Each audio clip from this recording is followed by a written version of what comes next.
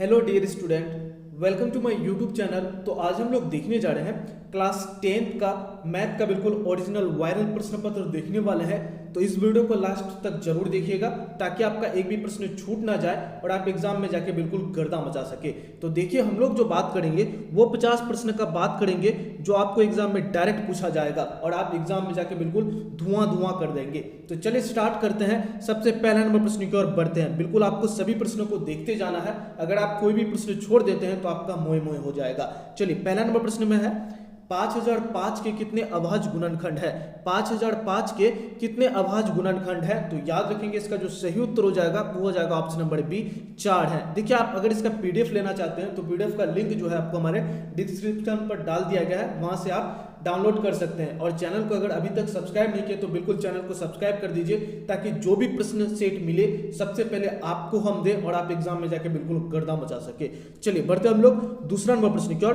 दूसरा नंबर प्रश्न में है 1 + tan स्क्वायर ए बटे 1 + cot स्क्वायर ए बराबर होगा। 1 + tan स्क्वायर ए बटे 1 + cot स्क्वायर ए बराबर होगा। तो याद रखेंगे इसका जो सही उत्तर हो जाएगा वो हो जाएगा ऑप्शन नंबर डी हो जाएगा, tan स्क्वायर ए हो जाएगा। क्या हो जाएगा? tan स्क्वायर ए हो जाएगा। आप लोग इस वीडियो को ध्यान से देखिए, एक भी प्रश्न आपको छोड़ना नहीं है, तभी आप एग्जाम में जाके बिल्कुल गर्दा मचा सकेंगे। चलिए आगे बढ़ते हम लोग तीसरा नंबर प्रश्न की ओर। तीसरा नंबर प्रश्न में करा है एक घड़ी मिनट की सुई, एक घड़ी की मिनट की सुई जो है उसमें आपको 3 सुई दिखाई देता होगा, 1 सेकेंड, 1 घंटा, 1 मिनट। तो मिनट का सुई जो है वो 21 सेंटीमीटर लंबी है। उसके द्वारा 10 मिनट में रचित क्षेत्रफल, उसके द्वारा 10 मिनट में जो क्षेत्रफल बनेगा वो बताना है आपको। तो इसका जो 3 का जो सही उत्तर हो जाएगा वो हो जाएगा ऑप्शन नंबर सी हो जाएगा 231 सेंटीमीटर स्क्वायर। कितना आ जाएगा? 231 सेंटीमीटर स्क्वायर। आप लोग इस वीडियो को ध्यान से देखिए, आपको हर प्रश्न का उत्तर हम करवाएंगे। चलिए आगे बढ़ते हम लोग 4 नंबर प्रश्न की ओर बढ़ते हैं। 4 नंबर प्रश्न में करा है बिंदुएं 3,2 और -3,2 दोनों अवस्थित है। दोनों जो है वो अवस्थित है। तो याद रखेंगे एक्स अक्ष के दोनों ओर अवस्थित है। कहां पे अवस्थित है? एक्स अक्ष के दोनों ओर अवस्थित है। ऑप्शन नंबर डी जो है इसका बिल्कुल सही उत्तर हो जाएगा। चलिए आगे बढ़ते हैं हम लोग 5 नंबर प्रश्न की ओर बढ़ते हैं। बिल्कुल आपको सभी प्रश्न आपको हम करवाएंगे और आप एग्जाम में जाके बिल्कुल गर्दा मचा के आ जाएंगे। चलिए 5 नंबर प्रश्न की ओर बढ़ते हैं। 5 नंबर प्रश्न में है 2x + 3y = 11। 2x + 3y = 11 और 2x - 4y = -24 के हल हैं। तो इसका जो सही उत्तर हो जाएगा 5 का जो सही उत्तर होगा वो हो जाएगा ऑप्शन नंबर डी हो जाएगा, x = 2 और y = 5। ऑप्शन नंबर डी जो है इसका बिल्कुल सही उत्तर हो जाएगा। आप इसको एक बार हल कर लीजिएगा, इसका पीडीएफ आप एक बार डाउनलोड कर लीजिएगा। चलिए आगे बढ़ते हैं हम लोग 6 नंबर प्रश्न की ओर बढ़ते हैं। 6 नंबर प्रश्न में है 8 सेंटीमीटर त्रिज्या वाले वृत्त के अंत वर्गों का क्षेत्रफल है। 8 सेंटीमीटर त्रिज्या वाले वृत्त के अंत वर्गों का क्षेत्रफल क्या होगा? तो इसका जो सही उत्तर हो जाएगा 6 का जो सही उत्तर होगा वो हो जाएगा ऑप्शन नंबर ए हो जाएगा 64 सेंटीमीटर स्क्वायर। कितना आ जाएगा? 64 सेंटीमीटर स्क्वायर इसका सही उत्तर आ जाएगा। चलिए आगे बढ़ते हम लोग 7 नंबर प्रश्न की ओर। 7 नंबर प्रश्न में करा है त्रिभुज एबीसी, क्या दिया गया है? त्रिभुज एबीसी तथा त्रिभुज डीईएफ में AB बटे DE बराबर BC बटे DF ये दोनों त्रिभुज समरूप होगी यदि, तो इसके जो कोण है कोण A बराबर कोण E अगर हो जाएगा तब ये समरूप हो जाएगा। ऑप्शन नंबर ए जो है इसका बिल्कुल सही उत्तर हो जाएगा। चलिए आगे बढ़ते हम लोग 8 नंबर प्रश्न की ओर बढ़ते हैं। 8 नंबर प्रश्न में करा है यदि रेखिक समीकरण का युग्म असंगत है तो उसे निरूपित करने वाली रेखाएं होगी। तो इसका जो सही उत्तर हो जाएगा 8 का जो सही उत्तर होगा वो हो जाएगा ऑप्शन नंबर ए समांतर होगी। कैसा होगी? समांतर होगी। रेखाएं जो है वो समांतर होगी। ऑप्शन नंबर ए जो है इसका बिल्कुल सही उत्तर हो जाएगा। चलिए आगे बढ़ते हम लोग 9 नंबर प्रश्न की ओर। 9 नंबर प्रश्न में है दो संख्याओं का गुणनफल 8670 है और उसका मौसो जो है 17 है, तो उसका लौसो क्या होगा? हम लोग पढ़े हैं लौसो बराबर क्या हो जाएगा?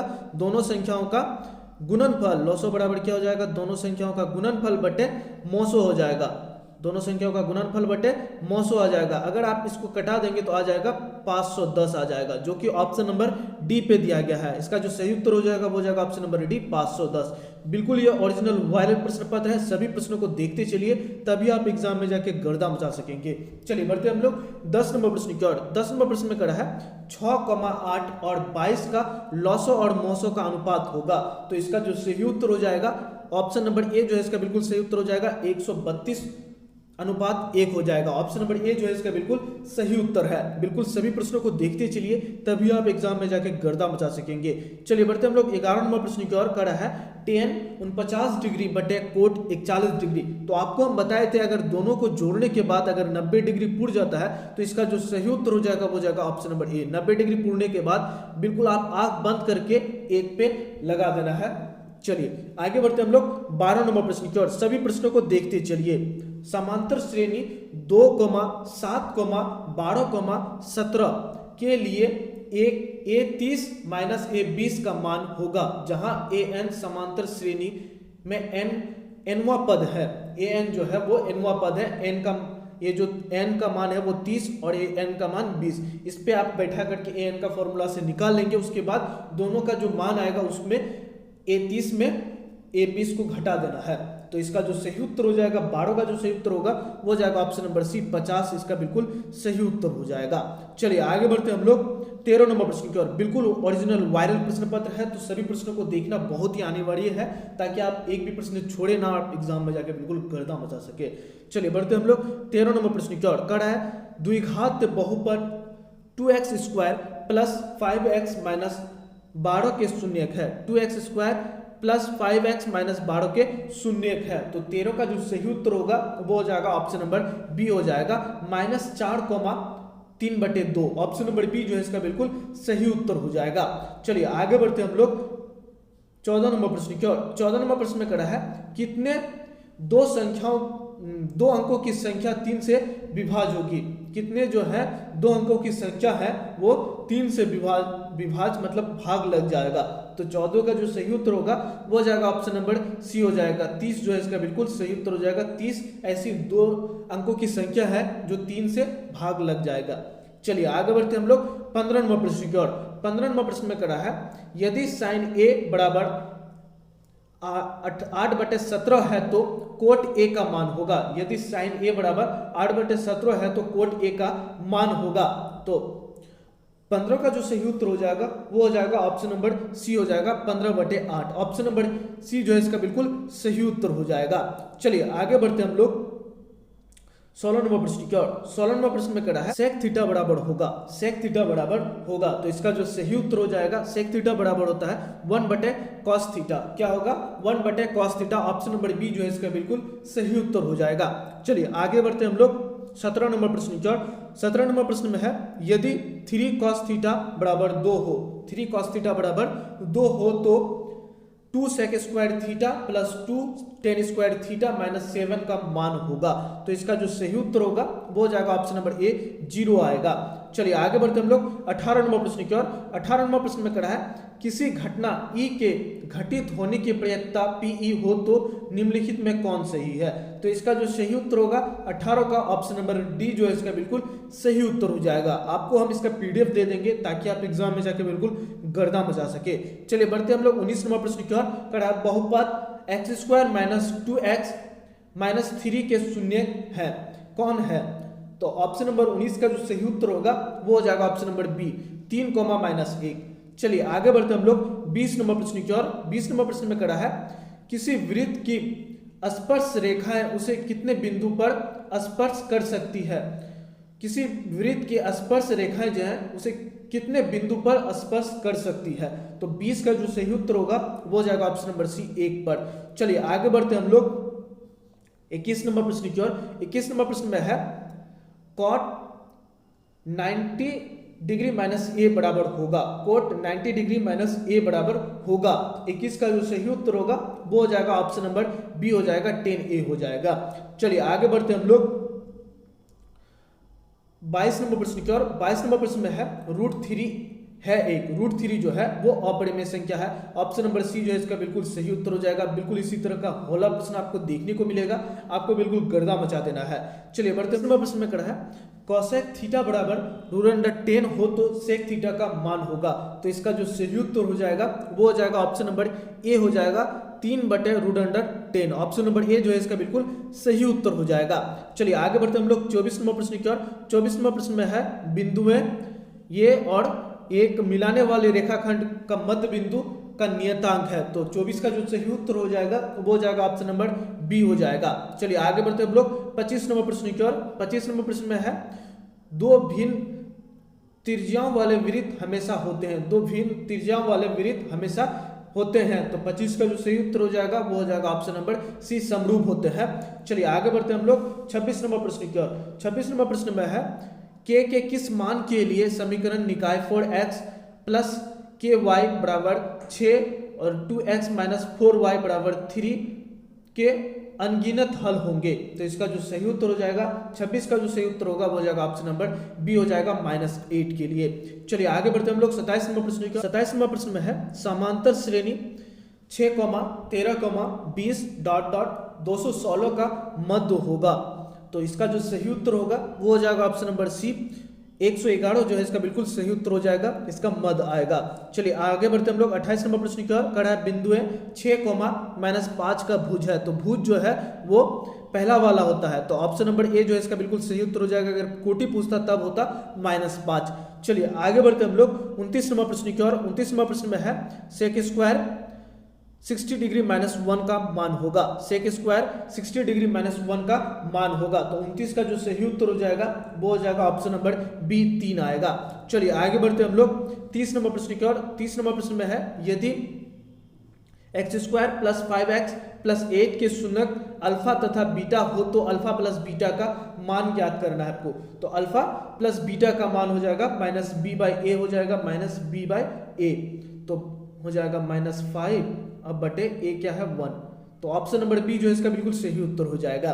चलिए आगे बढ़ते हम लोग 31 नंबर प्रश्न की ओर। 31 नंबर प्रश्न में है किसी पासे को फेंकने पर सम संख्या आने की प्रयेकता है। किसी पासे को फेंकने पर सम संख्या आने की प्रयेकता है। तो 31 का जो सही उत्तर हो जाएगा वो हो जाएगा ऑप्शन नंबर डी, 1/2।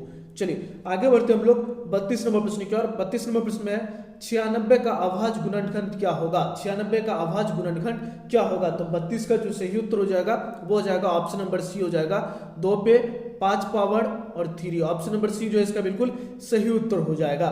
चलिए आगे बढ़ते हम लोग 33 नंबर प्रश्न की ओर। कड़ा आर त्रिज्या के गोले का आयतन होगा। आर त्रिज्या के गोले का आयतन होगा। तो 33 का जो सही उत्तर हो जाएगा वो हो जाएगा ऑप्शन नंबर ए हो जाएगा, 4/3 πr3। क्या हो जाएगा 4/3 πr3। ऑप्शन नंबर ए जो है इसका बिल्कुल सही उत्तर हो जाएगा।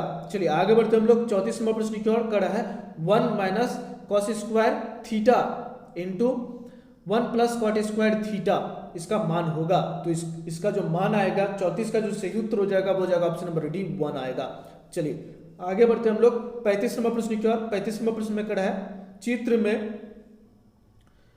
BC समांतर DE और AD अनुपात AB बराबर AE अनुपात X। तो X के बराबर होगा। तो AD/AB उसके बाद AE/X। तो X का मान जो आ जाएगा वो हो जाएगा ऑप्शन नंबर 35 का जो सही उत्तर होगा वो हो जाएगा ऑप्शन नंबर डी, BD हो जाएगा। चलिए आगे बढ़ते हम लोग 36 नंबर प्रश्न की ओर। 36 नंबर प्रश्न में है 21, 18, 15 का कौन सा पद शून्य होगा। 21, 18, 15 का कौन सा पद जो है वो शून्य आएगा। ये एपी का फॉर्मूला से बैठा के आपको निकाल लेना है। तो इसका जो सही उत्तर हो जाएगा 36 का जो सही उत्तर होगा वो हो जाएगा ऑप्शन नंबर सी, 8वां पद जो है वो शून्य होगा। चलिए आगे बढ़ते हम लोग 37 नंबर प्रश्न की ओर। 37 नंबर प्रश्न में है प्रथम पद में स्थित किसी बिंदु की x अक्ष की दूरी क्या कहलाती है।